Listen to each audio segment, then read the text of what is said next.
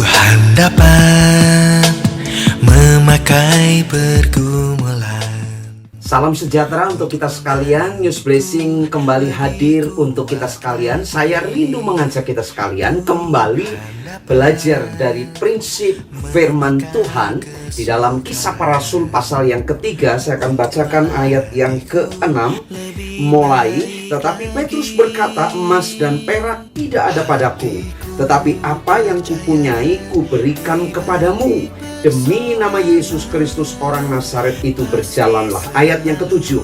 Lalu ia memegang tangan kanan orang itu dan membantu dia berdiri. Seketika itu juga kuatlah kaki dan mata kaki orang itu. Ayat 8. Ia melonjak berdiri lalu berjalan kian kemari dan mengikuti mereka ke dalam bait Allah, berjalan dan melompat-lompat serta memuji Allah. Bapak Ibu Saudara, kita belajar dari orang yang lumpuh sejak lahir. Dia bergantung penuh kepada orang-orang yang membantunya. Dia bergantung kepada belas kasihan orang lain. Dengan sedekah yang dia terima, dia mencukupi hidupnya. Dia hidup bergantung dari pemberian orang.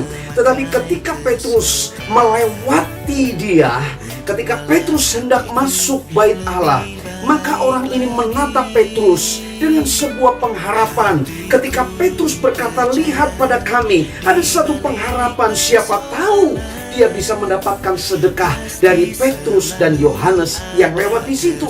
Tetapi Petrus berkata, emas dan perak tidak ada padaku, yang kupunyai kuberikan kepadamu. Demi nama Yesus orang Nazaret itu berjalanlah. Dan apa yang terjadi Bapak Ibu Saudara?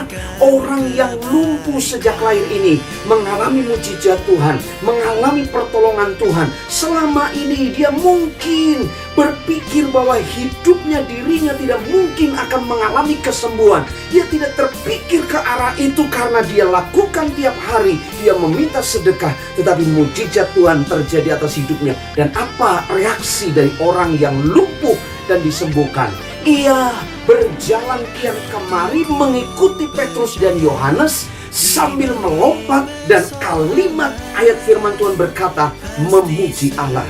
Saudara, ini menjadi perenungan buat kita sekalian. Saya yakin percaya hidupmu setiap hari dipenuhi dengan mujizat. Hidupmu setiap hari dipenuhi perkara-perkara yang dahsyat datang dari Tuhan. Pertanyaannya, apakah engkau sungguh-sungguh mengembalikan semuanya itu dalam pujian, pengagungan kepada Tuhan? Seringkali kita lupa dengan perkara-perkara yang Tuhan nyatakan dalam hidup kita. Kita lupa mengucap syukur. Kita lupa memuji Tuhan. Dengar saat ini, kalau itu ada dalam hidup kita, bertobat dan mari kita kembali kepada firman Tuhan. Belajar apapun yang terjadi dalam hidupmu, Tuhan sudah menyatakan perkara yang luar biasa. Hidupmu diselamatkan. Ada pujian, pengagungan kepada Tuhan. Amin. Mari saya ajak kita sekalian tundukkan kepala, kita akan berdoa. Kami bersyukur Tuhan, firman-Mu mengajar kepada kami, orang yang lumpuh dari sejak lahir mengalami mujizat dan dia boleh memuji, mempermuliakan Engkau.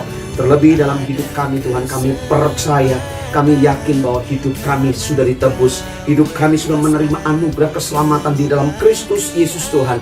Biarlah selalu dalam hidup kami ada pujian, pengagungan kepadamu. Terima kasih Tuhan untuk segala berkat anugerah-Mu dalam hidup kami. Dalam nama Tuhan Yesus kami berdoa dan bersyukur. Haleluya. Amin. Bapak Ibu Saudara, jangan lupa bagikan link News Blessing kita kepada kolega, kerabat, keluarga kita sekalian. Saya percaya mereka pun sama-sama diberkati, dan kita berdoa biarlah pelayanan ini semakin memberkati banyak orang. Karena itu jangan lupa tekan tombol like dan juga subscribe untuk kemajuan pelayanan kita bersama. Tuhan Yesus memberkati. God bless you. Untuk mendatangkan kebaikan, untuk mendatangkan